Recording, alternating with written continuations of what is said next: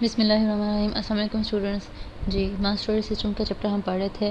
Last lecture में हमने इस चैप्टर को स्टार्ट किया था। इसमें हमने इसका इंट्रोडक्शन देखा था कि कैसे हमें ज़रूरत पड़ती है कि हमारा जो मास हमारा मेमोरी में डाटा कैसे स्टोर होता है। ठीक है, हमारा डाटा जो ज़्यादा डाटा है, ज़्यादा बल्क ऑफ डाटा है वो बैकिंग स्टोर एक प्लेस होती है हमारे सिस्टम में, जिससे हमें hard disk, hard drive, magnetic disk, मतलब जो इसे हम कहते हैं, वहाँ पे सेव होता है। ठीक है स्टूडेंट्स, इसमें हमने देखा था कि हमने इसका स्ट्रक्चर देखा था, डिटेल में देखा था कि क्या होता है, कैसे होता है। यहाँ से आपको समझ आ जाएगा। जी, हमने इसका डिस्क स्ट्रक्चर को डिटेल में देखा था। ओवरव्यू ऑफ मास स्टोरेज देखा था। मास स्टोरेज स्टूडेंट, इससे पहले जो हमने चैप्टर्स पढ़े हैं, हमने मेन मेमोरी पढ़ा है, मेन मेमोरी का चैप्टर पढ़ा है, विजुअल मेमोरी का चैप्टर पढ़ा है हमने। हार्ड डिस्क जो हमारी है वो हार्ड डिस्क जो हमारे सबसे ज़्यादा मेमोरी स्पेस हार्ड डिस्क में होती है, वो हमने नहीं पढ़ा। वो हम इस चैप्टर में देखेंगे कि हमारी हार्ड डिस्क कैसे क्या होती है, किस तरह की होती है। इसका स्ट्रक्चर हम लास्ट लेक्चर में देख भी चुके हैं। और हमारे सिस्टम में डाटा कैसे हार्ड डिस्क में स्टोर किया जाता है या कैसे एक्सेस किया जाता है। ठीक है, हमने डाटा स्टोर किया देखा था लास्ट लेक्चर में कि हमारे उसका स्ट्रक्चर किस तरह का होता है, कहाँ पे जाकर डाटा स्टोर होता है। मज़ीद हम आगे देखेंगे कि डिस्क में डिस्क से डाटा हमारा CPU कैसे डाटा एक्सेस करता है। हमने देखा हार्ड डिस्क स्ट्रक्चर डिटेल में देखा क्या से होता है। प्लेटर्स होते हैं, प्लेटर्स के अंदर सरफेसेस होती हैं, उनकी दो सरफेसेस के बाद उनके सेक्टर्स होते हैं, सेक्टर्स के बाद पहले ट्रैक्स होते हैं, फिर सेक्टर्स होते हैं, सेक्टर्स के अंदर जाके हमारा डाटा स्टोर होता है। ठीक है, हार्ड डिस्क की परफॉर्मेंस देखी थी, किस डाटा रिट्रीव करने की क्या परफॉर्मेंस है वहाँ से। सॉलिड डिस्क का हमने देखा था। मैग्नेटिक टैप देखी थी, इसका हमने थ्योरेटिकल इंट्रोडक्शन देखा था कि वो क्या होती हैं। ये भी बेसिकली हमने देखा था कि स्टोरेज डिस्क हैं, स्टोरेज टाइप्स हैं, सेकेंडरी स्टोरेज मेथड्स हैं डाटा को स्टोर करने के।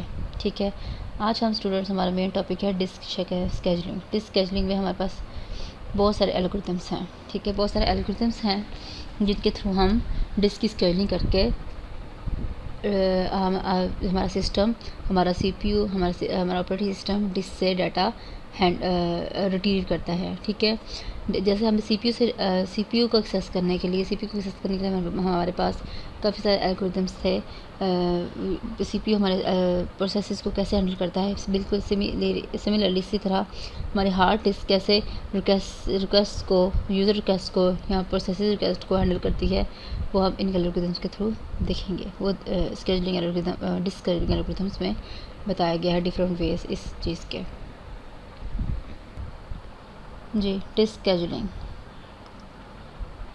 ऑपरेटिंग सिस्टम, हमें पता है हमारे ऑपरेटिंग सिस्टम की मेन रिस्पॉन्सिबिलिटी क्या है कि हार्डवेयर को एफिशिएंटली यूज़ करवा सके, एफिशिएंटली हार्डवेयर को हम यूज़ कर सकें थ्रू ऑपरेटिंग सिस्टम। ठीक है, for the disk drivers the main having a fast access time and disk bandwidth. ठीक है, हमारा ऑपरेटिंग सिस्टम का काम यह है कि जितना भी हमारे पास हार्डवेयर है हमारे सिस्टम में, उसको हमारा यूज़र एप्लीकेशंस, हमारे यूज़र जो है वो एफिशिएंटली यूज़ कर सके। ये हमारे ऑपरेटिंग सिस्टम एक ऐसा मिड लेवल पे काम करता है, between user level and hardware level.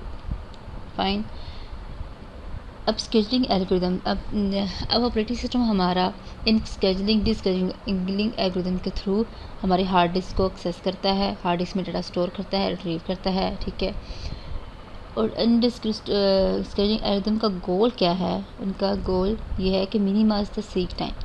Seek time हमें पता क्या होता है, seek time taken to reach up to desired track. ठीक है, हमें पता है हमारे ये प्लेटर्स हैं, ठीक है, ये प्लेटर्स हैं हमारे डिस्क में। डिस्क हमारी काफ़ी नंबर ऑफ़ प्लेटर्स पे कंसिस्ट करती है। ठीक है, प्लेटर्स हैं, प्लेटर्स की फिर सरफेसेस हैं, ऊपर वाली सरफेसेस, लोअर सरफेसेस। इसके पर हमारे पास एक्चुएटर आर्म्स के थ्रू हमारे रीड राइट हेड्स जो हैं वो कनेक्टेड हैं, किससे?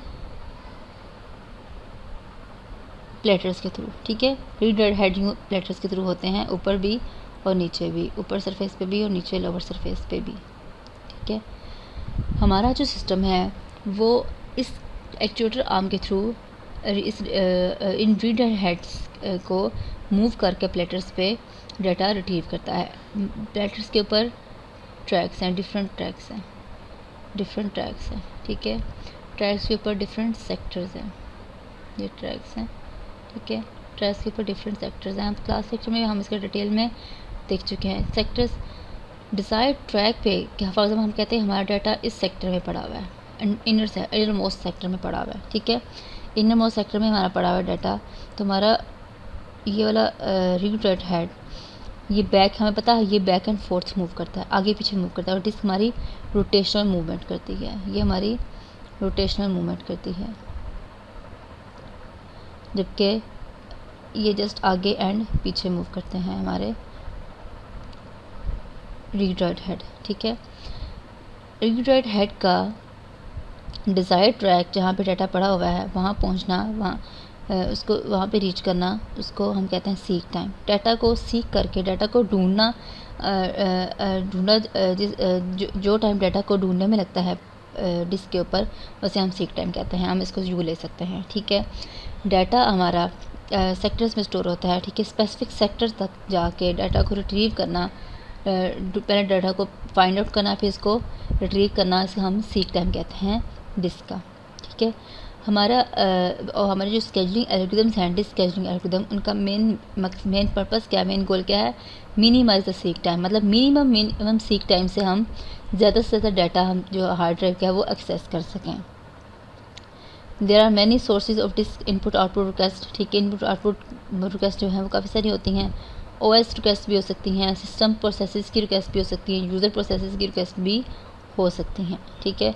OS maintains queue of request, OS का क्या करता है, क्यू मेंटेन कर देता है। जैसे हम देखा था CPU में, CPU भी की जब रिक्वेस्ट आती हैं, CPU जो प्रोसेसेस ने CPU को एक्सेस करना होता है, रिक्वेस्ट करते हैं कि हमने CPU को एक्सेस करना है, तो वो क्यू में लग जाते हैं, लाइन में लग जाते हैं। इसी में रली हार्ड डिस्क में की स्केजुलिंग में भी जो रिक्वेस्ट है वो क्यूज़ में लग जाती हैं, ठीक है। जैसे हमारे वहाँ पे प्रोसेसेस या जॉब्स लगती थी पर डिस्क और डिवाइस, हर डिस्क और डिवाइस की जो रिक्वेस्ट क्यूज़ होती हैं।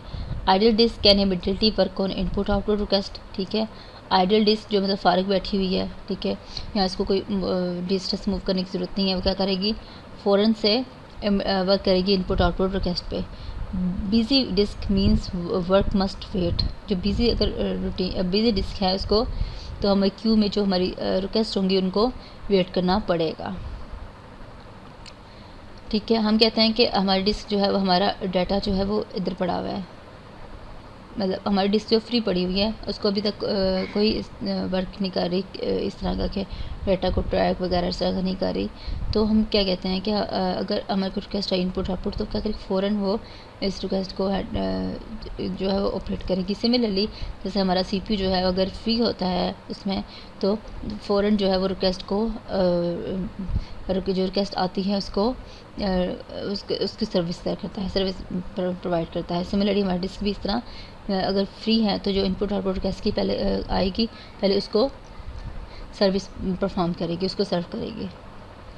Optimisation algorithms only make sense when a queue exist, ठीक है। ऑप्टिमाइजेशन एल्गोरिदम्स जो हैं वो कब सेंस बनाते हैं, जब क्यू एग्जिस्ट करती है तभी वो वर्क करते हैं कि किस तरह क्यू में जो लगे हुए रिक्वेस्टेज हैं वो डिस्क को दी जाएँ और वो उनको सर्व करें। जी, disk scheduling algorithm note that drive controllers have small buffers and can manage a queue of input output request, ठीक है। ड्राइव कंट्रोलर्स हमें पता है हमारे पास हमारे सिस्टम में ड्राइव कंट्रोलर्स होते हैं जो कि एक सॉफ्टवेयर होता है, ठीक है। सॉफ्टवेयर होता है जैसे USB ड्राइवर्स हैं, वो ड्राइव कंट्रोलर्स हैं, वो क्या करते हैं, बेसिकली उस डिवाइस को कंट्रोल करते हैं या कंपेटेबल बनाते हैं हमारे सिस्टम के साथ। और इनमें क्या होते हैं, स्मॉल बफर्स होते हैं जो कि मैनेज कर सकते हैं इनपुट आउटपुट रिक्वेस्ट को किसी क्यू में। Several algorithms exist to schedule the servicing of disk input output request, ठीक है। हमारे पास काफ़ी सारे एल्गोरिथम एग्जिस्ट कर रहे हैं किसके लिए, servicing of disk input output request को सर्व करने के लिए। The analysis is true for one और many platters, We illustrate scheduling algorithms with a request queue 0 to 199. हम कहते हैं कि हमारे पास जो ट्रैक्स हैं 0 से 199 मतलब 200 ट्रैक्स हैं। हम कंसीडर करते हैं हमारे पास 200 ट्रैक्स हैं डिस्क के ऊपर, ठीक है। ये क्यू है, रिक्वेस्ट क्यू है, इनपुट आउटपुट रिक्वेस्ट क्यू है, जिसने जो वेट कमी लगी हुई है कि डिस्क हमें सर्व करे, डिस्क की सर्विसेज के लिए वेट में लगी हुई है। जबकि जो रीड राइट हेड है वो 53 सेक्टर पे है, 53 नंबर सेक्टर्स पे है। जो इनिशियली हमारा रीड राइट हेड कहाँ पड़ा हुआ है वो 53 पे पड़ा हुआ है, ठीक है। उसके बाद हमारे पास जो रिक्वेस्ट क्यू है वो ये है। जी स्टूडेंट्स, फर्स्ट ऑफ ऑल हमारे पास जो एल्गोरिदम है वो है first come first serve algorithm for disk scheduling. Disk scheduling का first come first serve algorithm है 640 सिलेंडर्स। जी ये वही क्यू है 98 183, जी वही क्यू है। हेड पॉइंट हमारा कहाँ है 53 पे, रीड राइट हेड। स्टूडेंट्स इसको गौर से देखिएगा। हमें पता है कि हमने जो है ये 0 से लेकर 19 तक हमने अपने ट्रैक्स बना लिए हैं। ऑल्दो कि हमें पता है कि ये राउंड शेप में होते हैं, यूँ सर्कुलर फॉर्म में होते हैं, क्योंकि हमारे प्लेटर्स भी डिस्क भी हमारी सर्कुलर फॉर्म में होती है, ठीक है। ये दरमियान में एक स्पिंडल होता है, इसको कनेक्ट किया होता है डिफरेंट प्लेटर्स को। लेकिन हम इसको अंडरस्टैंड करने के लिए हम इसको यूँ करते हैं कि हम कहते हैं कि एक लाइन में है। फाइन, हमारा initial head read write head वो 53 पोजीशन पे 53 ट्रैक पे है, ठीक है। फर्स्ट कम फर्स्ट के बाद में क्या होता है कि पहले जो आती है उसके बाद उसके नेक्स्ट जो है वो करते हैं। जो पहले आती है सीक्वेंस से लगी होती है उसको पहले हम सर्व करते हैं। जी सबसे पहले 98 है, 98 से ये 98 से हमने रिक्वेस्ट को किया, 98 पे पहुंच के हमारा रीड राइट हेड। उसके बाद 183 है, 183 से ये ट्रैक हमारा गया, हमारी रीड राइट हेड क्या गया डायरेक्ट 183 पे, ये यहाँ पे, ठीक है। उसके बाद 37 है, 183 के बाद 37 पे आएगा। इवन के हम कहते हैं कि हमारे पास 122 जो है वो ज़्यादा क्लोज है, 144 भी रास्ते में आ रहा है, लेकिन हम फर्स्ट कम फर्स्ट सर्व को दे रहे हैं, तो 183 के बाद 37 आ रहा है, तो डायरेक्ट हमारा हेड पॉइंट 183 से 37 पे जाएगा, ये 37।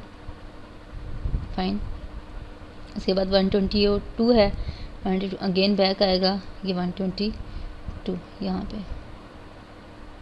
पे हमारा आ गया रीड राइट हेड। इसके बाद अगेन 14 है, 14 के बाद दोबारा बैक पे जाएगा, 14 ट्रैक पे जाएगा, यहाँ से डाटा रिट्रीव करेगा और रिक्वेस्ट को सर्व करेगा, ठीक है। उसके बाद रिक्वेस्ट क्या है 120 और से बैक जाएगा, ये 124 रहा, जहाँ पे इस ट्रैक पे आएगा, ठीक है। ये हम कर रहे हैं स्टूडेंट्स, आपने इसको इसी तरह ही करना है, ये मर्ज नहीं होने चाहिए, ठीक है। इसके बाद 65 है, 65 से आप फिर बैक पे जाएंगे, ये रहा 65, ये दरमियान में ये 65,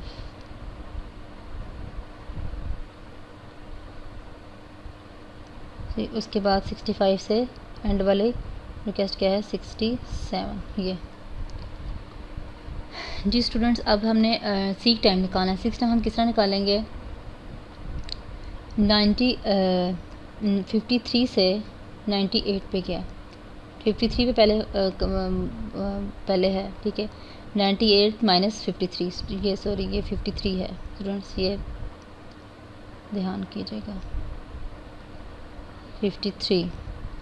98 माइनस 53, उसके बाद कहाँ गया 183 माइनस 183 माइनस 98 हमने किया, दरमियान में हमने प्लस लगाया, फिर 183 से 37 पे किया। 37 माइनस 183 हम नहीं करेंगे क्योंकि हमने माइनस में आंसर नहीं देना, तो क्योंकि सीक टाइम है वो हमेशा प्राइम पॉजिटिव में होता है, तो 183 माइनस 37 करेंगे। 183 माइनस 37 हमने किया, 37 से हमारे पास 122 पे गया, 122 माइनस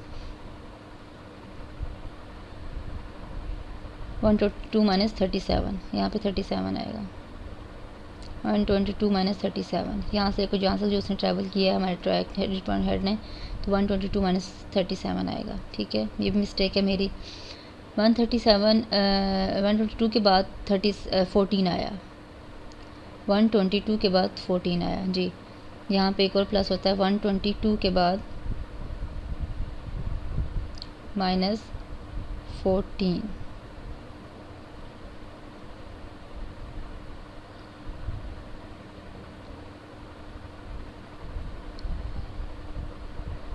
122 के बाद 14, 122 माइनस 37 ये होगा। 122 के बाद 14 पे आया, 14 के बाद 124 पे आया, 124 माइनस 14। जी स्टूडेंट्स आप लोग के दरमियान में ये प्लस कीजिएगा, 122 minus 14 and again plus 124 minus 14, ठीक है।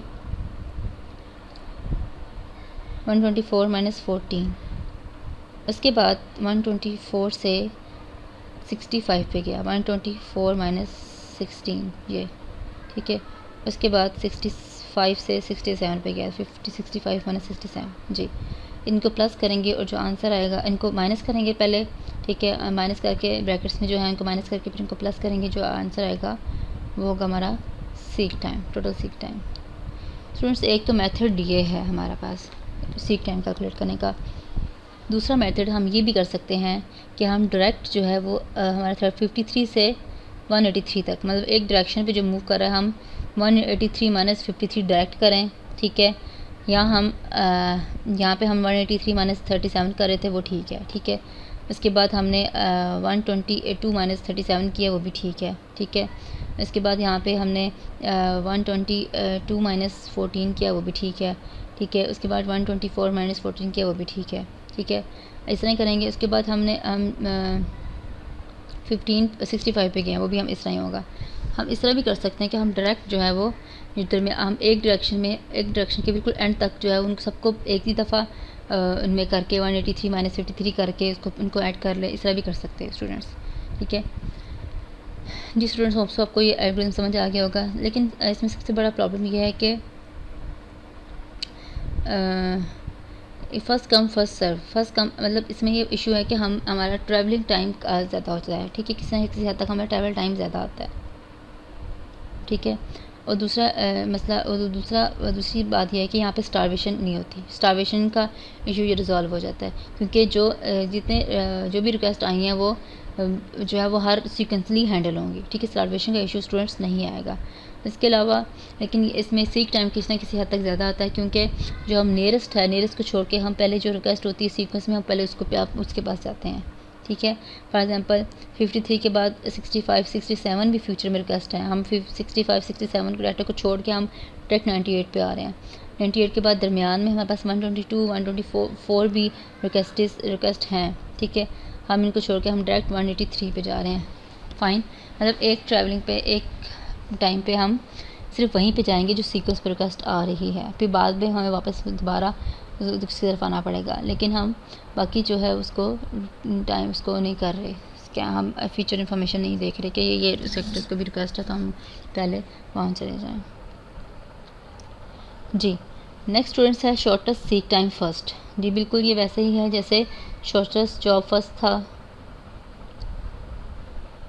SCP स्केड्यूलिंग के में शॉर्टेस्ट जॉब फर्स्ट स्केड्यूलिंग थी, इस तरह का ये select the request with the minimum seek time from the current head position. जी हमने वो वाला सेलेक्ट करनी है रिक्वेस्ट जो कि मिनिमम, जिसमें से मिनिमम सीक टाइम है from the current position. Mean हमारा पॉइंटर या हमारा हेड जिस पोजीशन पे खड़ा हुआ है हमने उसको वहाँ पर मूव करवाना है जहाँ पे उसको उस वाली रिक्वेस्ट को वो हैंडल करेगा जहाँ पे उसको मिनिमम सीक टाइम पे मिनिमम ट्रैवल करके सीक टाइम पे उसको वहाँ पे रीच हो जाए। डिज़ायर्ड ट्रैक पे वो मिनिमम सीक टाइम के में ही रीच हो जाए, वहाँ पे हम वो करवाएंगे। जी इसकी इमीडिएट अंडरस्टैंडिंग हम ये एल्गोरिथम को सॉल्व करके करते हैं। जी shortest seek time first scheduling is a form of shortest job first scheduling, ठीक है। May cause starvation of some request. Starvation of some request इसमें इशू है, हो सकती है, कैसे होगी वो हम एंड में देखेंगे। बिल्कुल इसी तरह हमारे पास वही क्यू है, हमारे पास रिक्वेस्ट क्यू है, हेड हमारा हेड स्टार्ट है वो 53 पे है, ठीक है। हमने बिल्कुल वैसे ही हमने अपने ट्रैक्स जो हैं वो लाइन में लगा लिए हैं। हमें आल्टो ये होते हैं राउंड फॉर्म में, राउंड शेप में, क्योंकि प्लेटर्स पे होते हैं। प्लेटर्स हमारे हमेशा जो है वो राउंड फॉर्म में होते हैं, CD की तरह के होते हैं। जी 53 पे है हमारा initial head, starting head, read write head, ठीक है। हमने देखा हमारे पास कौन सी रिक्वेस्ट आ रही है, पहले 183 आ रही है, तो 183 रही है, 98 रही है, ठीक है, 98 रही है। लेकिन 53 से इसको सबसे कम ट्रैवल कहाँ करना पड़ेगा जाते हुए, 53 से 65 भी है, 67 भी है। जी 65 पे जाएगा। 53 से 65 मोस्ट नियरेस्ट सीक टाइम होगा, तो वह पहले 65 पे जाएगा। ये देखें 65 पे पहले गया, ठीक है। उसके बाद 67 जो है वो 65 से तो बहुत ज़्यादा नियरेस्ट है, 67 पे आया। ये भी हैंडल होगी, ये भी हैंडल होगी। अब 67 पे हमारा रीट्रेट हेड खड़ा है, तो हमारे पास बाकी जो रहती हैं वो ये सारी रहती हैं। हम देखेंगे कि सबसे नियरेस्ट कौन सी है। 65 से 124 है, 122 है, 37 है जी, 37 है। 37 पे हमारा रीट्रेट हेड जो है 37 पे रिक्वेस्ट को पहले हैंडल किया, ठीक है।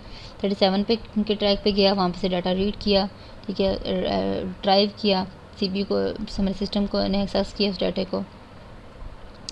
अब 37 पे जब खड़ा है हमारा सिस्टम, 37 पे खड़ा है, तो अब देखेगा कि मेरे सबसे ज़्यादा नज़दीक क्या है। 124 है, 128 है, 98 है, क्या है, ऑब्वियसली 14 है जी। 14 पे आया, ये 14 पे आया। अब 14 के बाद देखा 183, 98, 122, 124 ये रहते हैं, ठीक है। लेकिन इनके कंपेरेटिवली सबके सबसे ज़्यादा नज़दीक 198 है जी। ये रहा 198, 91, 98 पे हमारा रीट्रेट हेड जो है वो मूव कर गया। उसके बाद 198 के नज़दीक नियरेस्ट पे है 122 पे हमारा मूव कर गया। यह देखिए 122। उसके बाद 122 के सबसे ज़्यादा नज़दीक 124 है, ये हमें पता है, ठीक है। 124 एंड पे 183। ठीक है स्टूडेंट्स, सबको समझ आ गया होगा कि ये एल्गोरिथम कैसे वर्क कर रहा है। इसमें सबसे बड़ा मेन इशू ये है कि स्टारवेशन का। स्टारवेशन कैसे, आप देखिए 183 जो है वो सेकंड नंबर पर रिक्वेस्ट आई थी, ठीक है। सेकंड सीक्वेंस था इसका, बेसिकली इसका टर्न था, लेकिन इसका टर्न देखें सबसे एंड पे आ रहा है। जहाँ मिनिमम हमारे पास सीक टाइम है, जहाँ पे हमें जाना पड़ता है, हम पहले वहाँ चले जाते हैं, हमारा डेड पॉइंट वहाँ जाता है, ठीक है। इस वजह से इसको 183 रिक्वेस्ट को बहुत ज़्यादा टाइम वेट करना पड़ रहा है, तो इसलिए यहाँ पे स्टारवेशन का प्रॉब्लम आता है। उसके अलावा स्टूडेंट हमें हर दफ़ा मूव करने के लिए पूरी रिक्वेस्ट क्यू को कंपेयर करना पड़ता है, स्कैन करना पड़ता है और कंपेयर करना पड़ता है, जिस वजह से यहाँ पे कॉम्प्लेक्सिटी का इशू भी आता है इस एल्गोरिथम में। कॉम्प्लेक्सिटी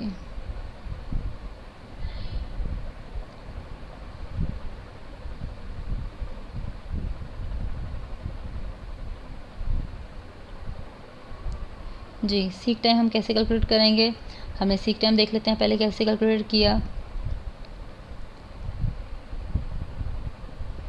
हमारा सीपीयू कहाँ है, 98 - 53